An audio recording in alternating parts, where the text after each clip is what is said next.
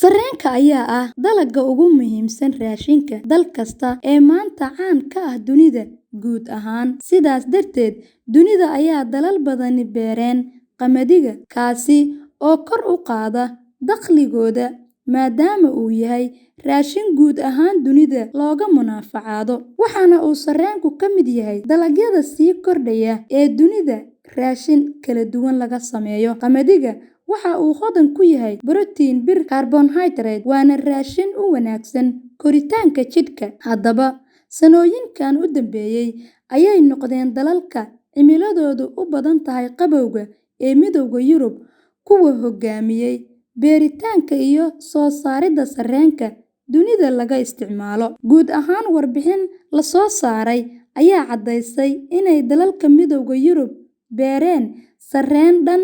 157,663,000 oo tan sanooyinkii u dambeeyay, kuwaasi oo ay dunida u iibgeeyeen.